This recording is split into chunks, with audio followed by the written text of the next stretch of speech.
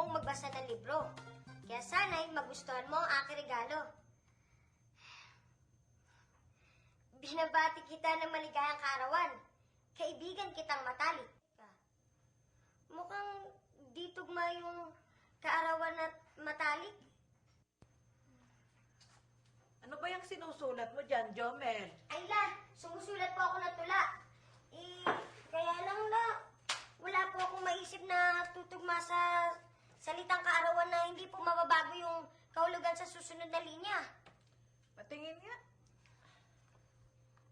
Kaarawan, kaarawan. Oh, narito na naman sa huling linyang kasagutan na.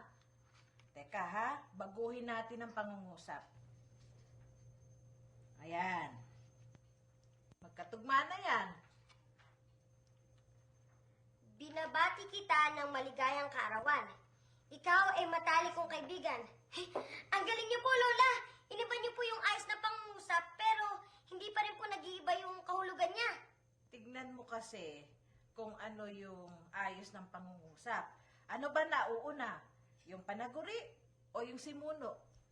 Kaibigan kitang matalik. Ang pinag-uusapan po dito ay kita. Yun po ang simuno. At binibigyan diwa po ito ng kaibigan. Yun po ang panaguri. Nauna po dito ang panaguri. Kapag nauunang panaguri sa simuno, ang tawag doon, karaniwang ayos ng pangungusap. Ganon. Teka, may susulat uli ako. Ayan, basahin mo uli. Ikaw ay matalik kong kaibigan. Ang paksa naman po dito ay ikaw. Yun po ang simuno. At ang kaibigan, yun pa rin po ang panaguri. Dito naman po, nauna ang simuno. Kapag nauuna naman ang simuno sa panaguri, ang tawag naman dyan, di karaniwang ayos ng pangungusap. Laging ginagamit dyan ang salitang ay. Lola, bakit po karaniwan at di karaniwan ang tawag sa kanila? Kasi tayo mga Pilipino, mas madalas natin gamitin yung karaniwang ayos ng pangungusap. Siya nga po, no? Hey, sa wakas, matatapos ko na rin itong tula ko. Ano ba yung regalo mo sa kaibigan mo? Ito pala. Aba, alamat ng Mindanao. Nako, ito ang kwento tungkol sa wagas na pag-iibigan ni Prinsipe Maranao at ni Prinsesa Minda. Ay, la, sige po, salamat po. Ibibigay ko na po ito sa kaibigan ko. Ay, teka muna! Sandali lang.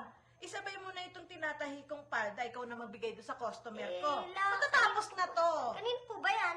Kay Minda. Yung kaklase mo. Minda. Aba, papangalan pa nung prinsesa doon sa libro, no? Hoy, ngiti-ngiti ka dyan. Ba't ngiti-ngiti ka dyan, Jomel? Wala po, la. Sige po, hintay ko na lang po yan. Itinatanghal ng Teatrong Titik ang karaniwan at di karaniwang ayos ng pangungusap kasama ang espesyal na panauhing si Ay. Ay! Mahilig akong mag-aral. Ang simunong ako ay napapangunahan ng mahilig na bahagi ng panaguri. Ito ang karaniwang ayos ng pangungusap. At para naman sa di karaniwang ayos ng pangungusap, sabi ko, para sa di karaniwang ayos ng pangungusap, Ay! ako ay mahilig mag-aral. Ang simunong ako ay nasa unahan ng pangungusap. Yan ang di karaniwang ayos. Iginagalang niya ang pambansang watawat. Kapag nasa huli ang simuno, nasa karaniwang ayos ang salita. Pero magbabago ang lahat nang pumasok sa buhay nila si Ay.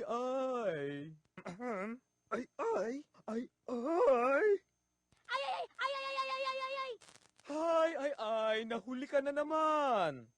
Ang pangbansang watawat ay iginagalang niya. Nauuna ang simuno kaya nasa di karaniwang ayos ang pangungusap na ito.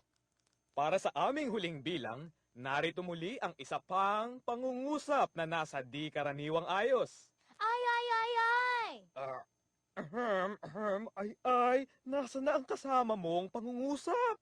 Tayo ay magbigay ng masigabong palakpakan! Nauuna ang simuno kaya nasa di karaniwang ayos ang pangungusap. At ngayon, nasa karaniwang ayos na ang pangungusap. Marunong ni